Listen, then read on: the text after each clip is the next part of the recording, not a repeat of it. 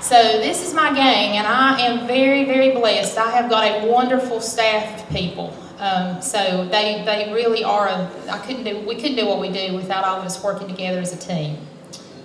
So, okay, can you all find a spot so we get started?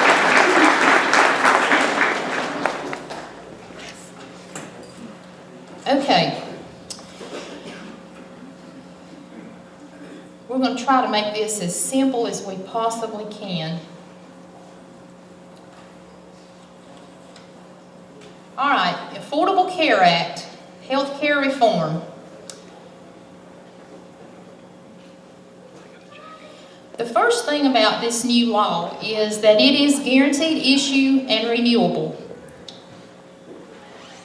The second part of it is there are no longer any health questions asked, and that is huge. I've been doing this 20 years, and used to be when we wrote an application for someone, there was about a 4 or 5 page health application we needed to go through. I don't know if any of y'all have ever applied for health insurance before, but there was so many people who could not get health insurance that needed it. You know, if they had a heart issue, a cancer history, even diabetes, or some things that seemed to be minor a lot of times, they were just completely out of luck of trying to get any health insurance at all unless they were able to get on a group plan.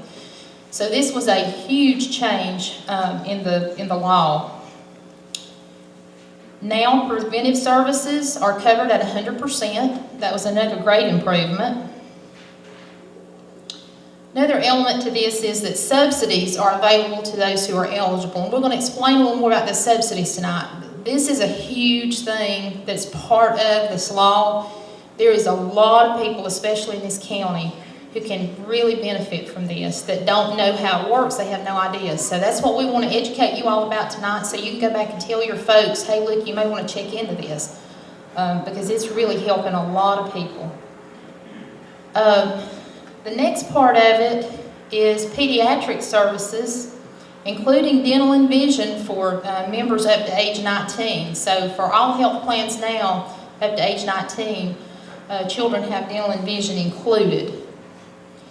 And the last bullet point we'll bring out is that there are no lifetime maximums anymore. Used to, there were policies out there that had capped out at $100,000, and that's not a lot of money if you get really sick. So those lifetime maximums are gone now.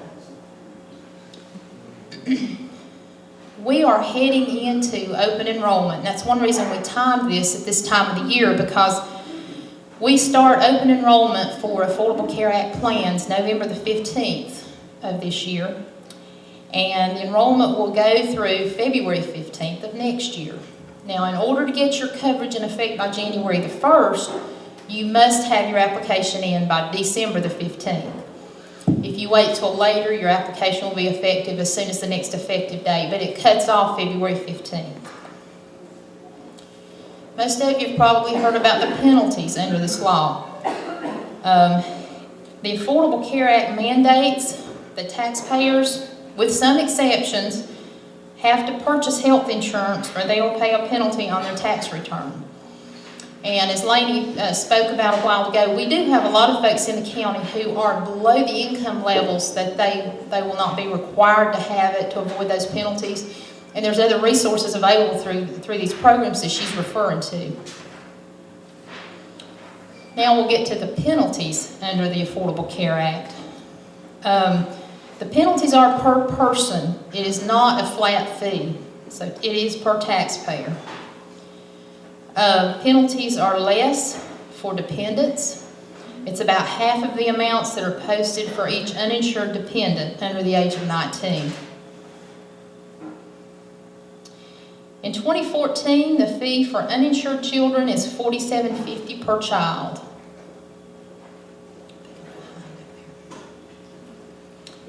And the total penalty for a family is capped out at 300% of the standard penalty.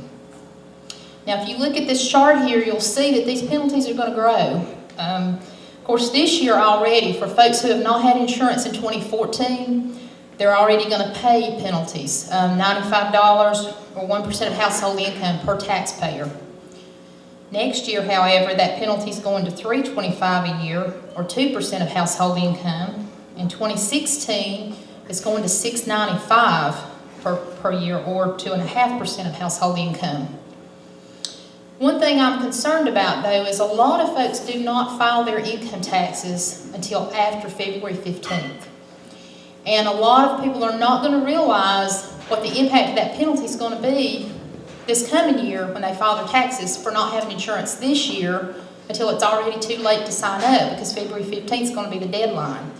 So if they don't file their taxes till March and then they all of a sudden realize, uh-oh, I'm going to have a huge penalty to pay, then there's going to be even more next year, and it's going to be too late for them to do anything about it. So it's really important that people understand the way these penalties work.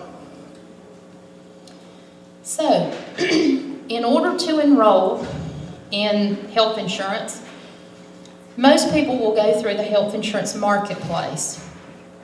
The marketplace, or the exchange, helps uninsured people enroll in health coverage. Now, the good thing is that folks that do what we do can help with this process at no cost to the person enrolling. So if this is all way over your head or over your employees or your family's heads, all they have to do is call us. We can lead them through the process. We can figure out if they qualify, and we can even service that policy once it's put in place, and it doesn't cost them any extra. So you get a lot of quality at no cost if you deal with an agent. Most people who apply through the marketplace are qualifying for premium tax credits and saving on out-of-pocket costs based on household size and income. We're going to go into that in a little more detail. And then the marketplace also, when you enroll, helps determine if anyone is eligible for Medicaid or CHIP, which is the Children's Health Insurance Program. These are programs that provide free or low-cost coverage to a lot of families with limited incomes.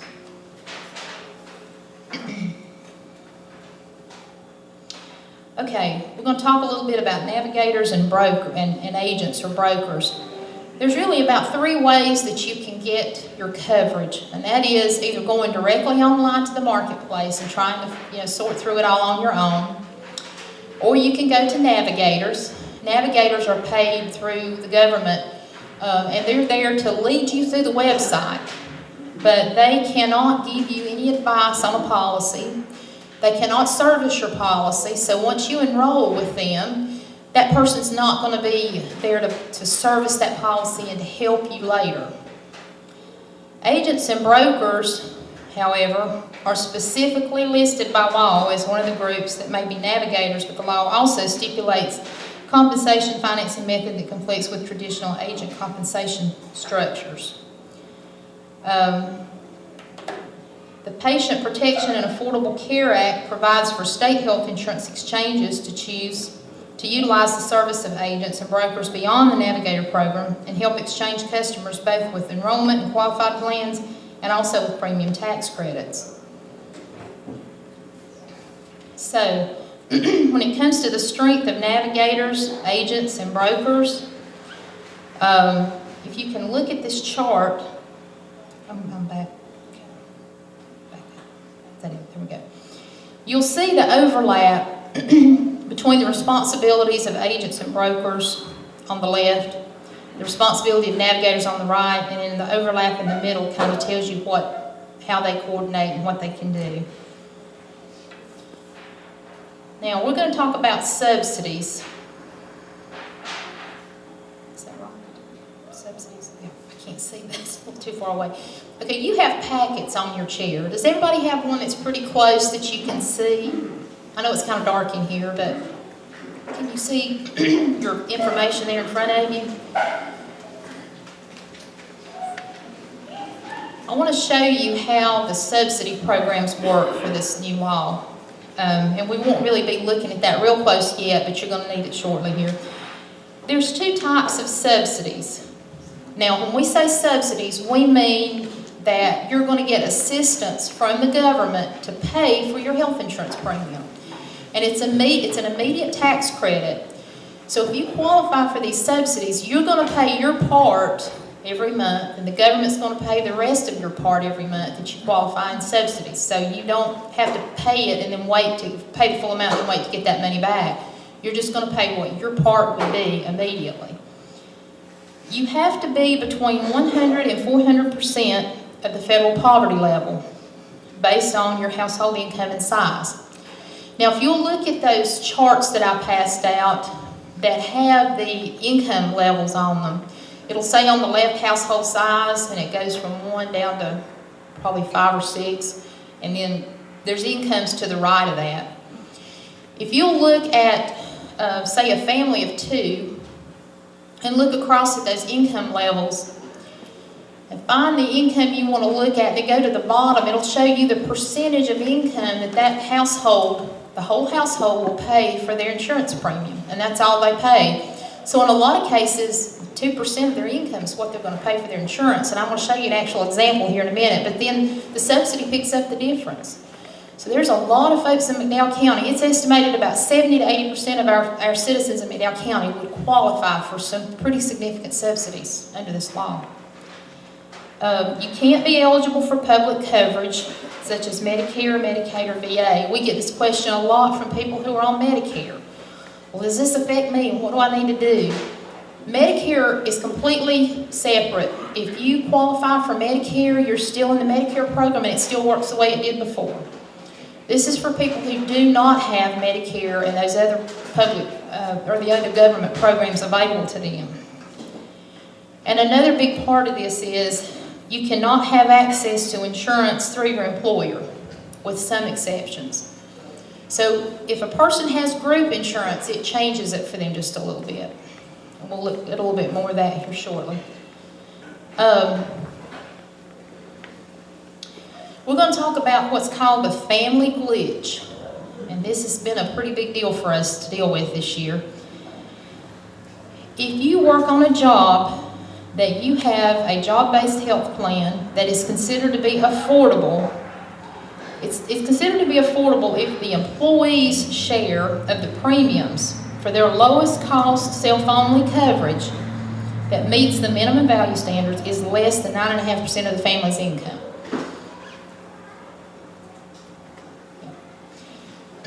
So, I'll give you an example here. Let's say you are a state employee and you get your coverage at 100%. But you want to cover your spouse, and your spouse costs $600 or so a month. Well, unfortunately, that disqualifies you from a subsidy because it's not based on what you would pay for their insurance. It's based on what your insurance costs to you. So we have a lot of folks who are eligible for group insurance or whose spouse is eligible for group insurance, and it ends up disqualifying the whole family. So that's something to be aware of. But there are a lot of people out there who have no group insurance. They work for very small employers who cannot afford to provide it for them, or they may be self-employed and have no group insurance. Those are the people that can definitely be helped with this many times. So, as an employer, you may want to consider your employees' benefits. In some cases, if you offer group insurance, you could be hurting your employees more than helping them if you are a small business. It just depends on how the dynamics are in your group. We really have to look at it on a case-by-case basis. But I found this to be very true with really small groups, groups of 8 to 10 employees. Many times they're better off with individual policies.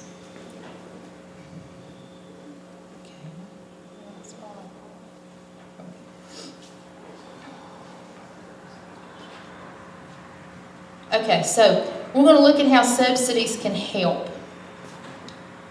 And the first thing I'll look at here is the advanced premium tax credit. This is known as the subsidy.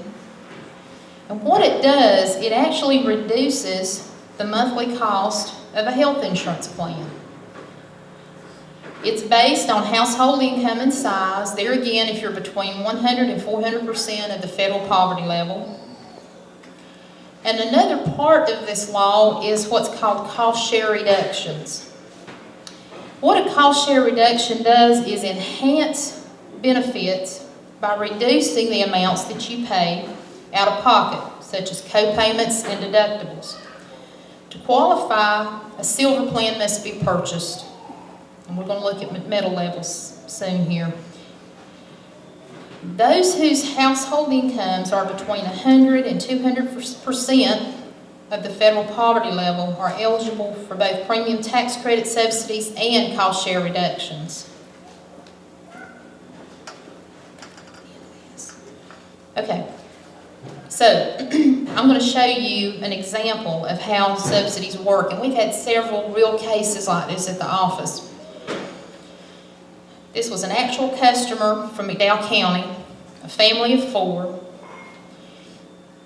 Their ages were 32, 27, 8, and 1. So we got a family of 4, husband 32, wife 27, 2 children. Their annual household income was $24,000 a year. Okay, we looked at a Blue Advantage Silver 3000 plan. The actual premium cost of that plan is $767.73. That's the true premium that Blue Cross would charge for that plan. After their advanced premium tax credit that they were eligible for because of their income, they get a tax credit of $753.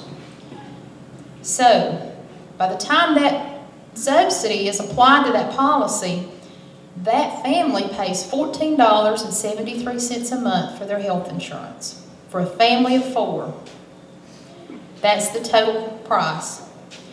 The other part of this is they are eligible for enhanced benefits. And on that chart that we were looking at earlier, anyone who is between 100 and 250% of the federal poverty level will get enhanced benefits. What that means is it basically boosts up the benefits for the plan. So they get a better plan than someone who's in a higher income bracket.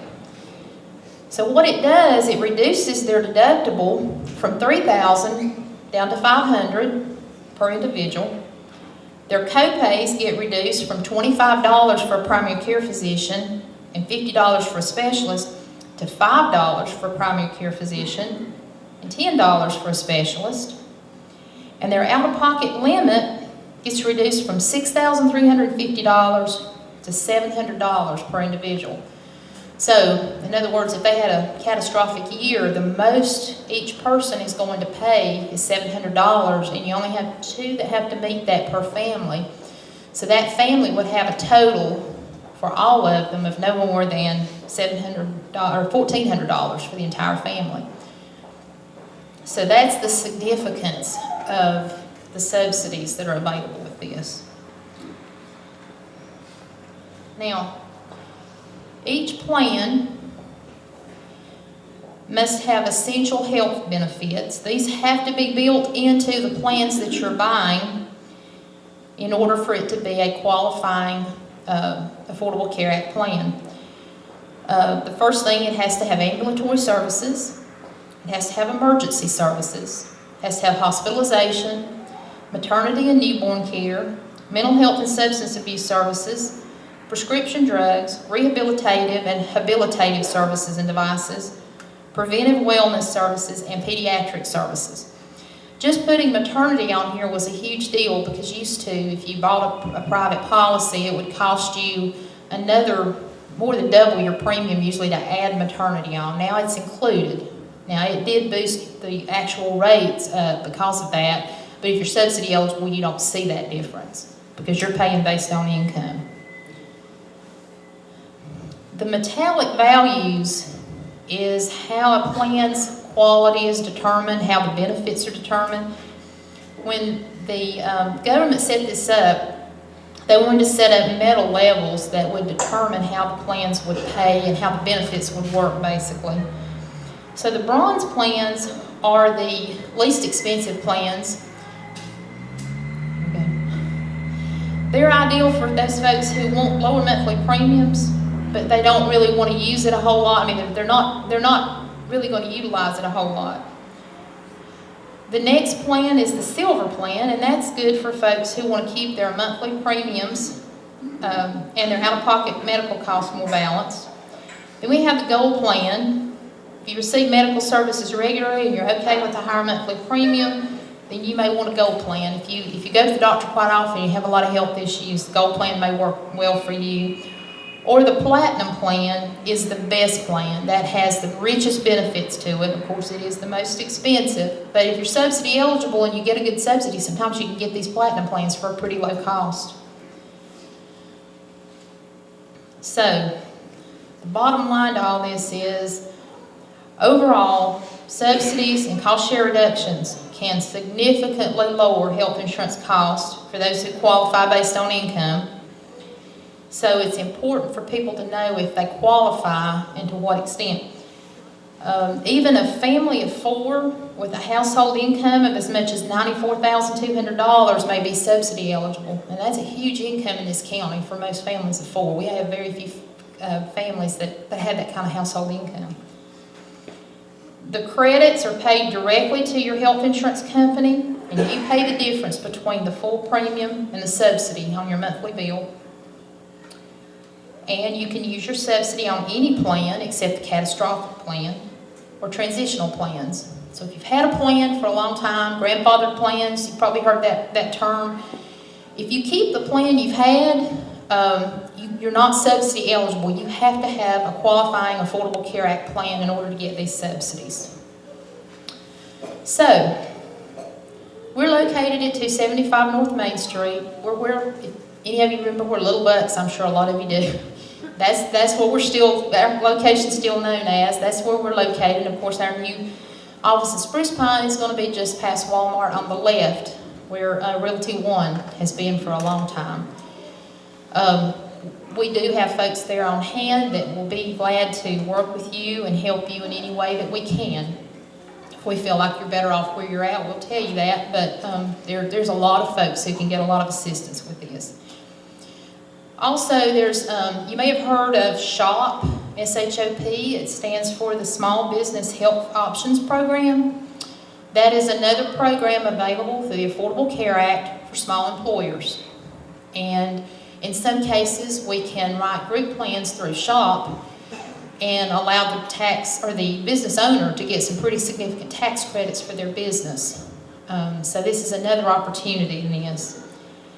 So what we'd like to remind you of is that we can come into your group, do a presentation for you, similar to the one we've done here for your employees if you'd like, or come and sit down with your employees one-on-one. I've done it for a lot of groups here, especially small groups, to see, if folks are subsidy eligible.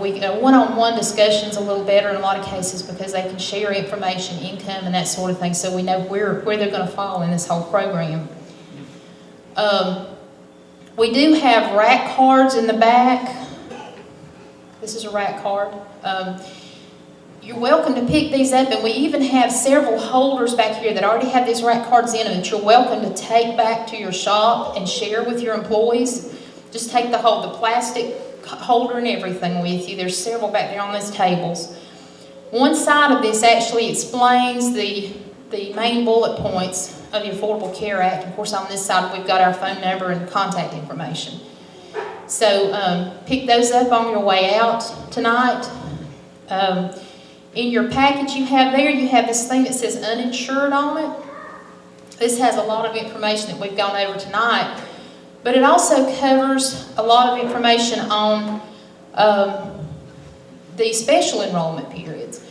A lot of times folks are eligible for special enrollments. If they've lost coverage through no fault of their own, we can enroll them during the year. They don't have to wait till annual enrollment. Now, if you've not had that kind of a trigger, you have to wait until open enrollment comes up, which is November 15th. But if you've lost coverage through no fault of your own, if you've had a child to age off of your plan at 26 and they have to do something, that's a special enrollment. And this talks a little bit about situations that would make them eligible for that. And then there's a lot of information in here about the Affordable Care Act. You also have a Blue Cross Blue Shield booklet in your packet that will give you a lot more information also on what we've gone over. There are going to be 3 companies this coming year that are going to be on the exchange in this area. Blue Cross, United Healthcare, and Coventry. This year there's only been 2, and that's Blue Cross and Coventry. we pretty much stick with Blue Cross. About 95 to 98% of what we do goes through Blue Cross Blue Shield. They are a wonderful company to work with. So, you know, I've sold for Blue Cross for 20 years, and you can't beat them as a company. But that is the companies available here in the area for this year and next. So, do you all feel like you've learned anything tonight? I've tried to keep it simple, but it gets a little complicated. We're going to be around here while the band comes up to sing for us tonight. We're going to be here, and we're going to be back in this back area here with brochures. Ellen and Joel and I and Rhonda will be back here to answer any questions that we can. We know it's a work night, and we know you probably need to get out before too late, so we want to get the guys up here and get them started singing. But we will be here to answer any questions we can for you. And I really appreciate you all taking the time to come out tonight. I hope you find it's worth your time to be here and learn about this.